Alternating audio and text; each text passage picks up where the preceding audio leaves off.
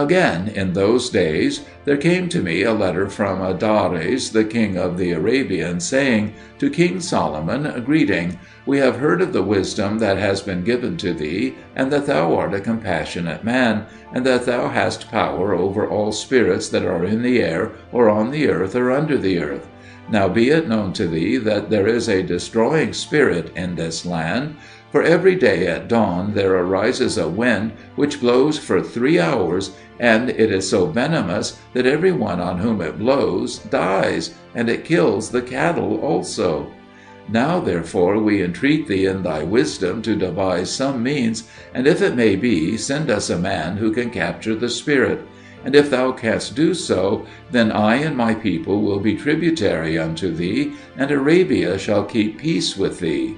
And we beseech thee, make not light of our petition, for we are in a great strait. And so farewell. When I had read this letter, I folded it up again and gave it to my chief counselor, saying, Bring it again to my remembrance after 7 days. Then I thought upon the matter, and after the 7 days I called one of my servants and said to him, Make ready a camel, and get an empty wineskin. And he did so. Now the wineskin was made of a whole hide of a beast, so that it had the upper parts of the 4 legs remaining upon it, the legs being sewn up, and the neck open.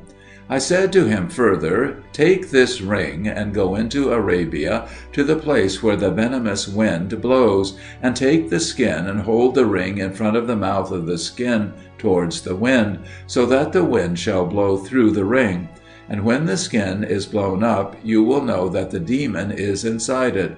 Then hasten and tie up the neck of the skin, and seal it with the ring, and put it upon the camel, and bring it to me. But if on the way the demon promise you gold and silver and treasures to let him go, see that you do not obey him, but rather make him reveal to you where the treasures are hid, and mark the places, and come on to me. Now go, and good success be with you.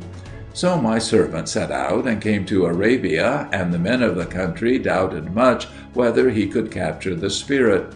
But when the day was dawning, even the first day after his coming, he rose up and set the skin with its mouth towards the wind, and laid the ring in the mouth of it.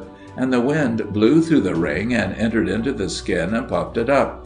And the man caught the neck of the skin, and closed it, and sealed it with the ring in the name of the Most High. Then he abode yet 3 days in the place to make trial of his success. But the poisonous wind blew no more, so that all the Arabians were assured that the demon was safely shut up. And they rejoiced greatly, and gave him many precious gifts, and did him great honor. And when he set forth to come back to me, they accompanied him to their borders. So he brought the skin back to Jerusalem, and put it in the midst of the temple. Now at this time I, Solomon, was somewhat troubled, because I had a great stone made ready to be placed upon the corner of the temple, and none of my workmen and none of the demons were able to lift it and set it in its appointed place. But I was exceedingly desirous to put it there, because it was of such beauty and excellence. And on the morning after my servant was come back out of Arabia, I went down to the temple, thinking by what means I could lift the stone. And as I entered the temple, I saw the skin, and it rose up and hopped 7 paces, and fell on its face, and did obeisance to me. And I marveled, and bade it stand up, and it stood on its feet, puffed up with wind. Then I asked, Who are you? And a voice answered me from within the skin, I am Ephippus, who dwell in Arabia. And I said, What can you do? And it answered, I can overturn kings' palaces, and wither the green trees of the wood, and I can move mountains. Then I said, Are you able to move this stone, and lift it up, and set it upon the corner of the temple? And it said, Not only can I do so, O king, but if I have the demon that is in the Red Sea to help me, I can bring up the great pillar that is there, and set it in whatever place you command. So I said, Lift up the cornerstone. And the skin first of all became flattened, as if the wind was gone out of it, and slipped itself under the stone, and then it blew itself out again, so that the stone was lifted up upon its back, and it walked upon its stumps, bearing the stone to the ladder, and climbed up and set the stone safely in its place upon the corner of the temple, and I was greatly rejoiced, and all Jerusalem with me. After that I sent Ephippas to fetch to me the demon that is in the Red Sea, and commanded them to bring with them the great pillar. And after a while I saw the pillar being borne through the air, and was astonished at the strength of the two demons.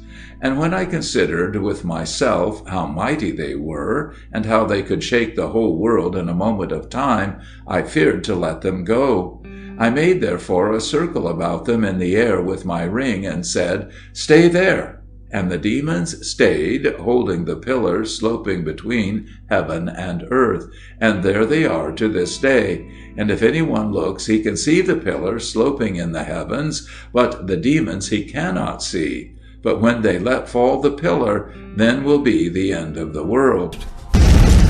To blaspheme his name, and his tabernacle, and them that dwell in heaven. And if anyone looks, he can see the pillar sloping in the heavens, but the demons he cannot see. But when they let fall the pillar, then will be the end of the world. And if anyone looks, he can see the pillar sloping in the heavens, but the demons he cannot see. But when they let fall the pillar, then will be the end of the world.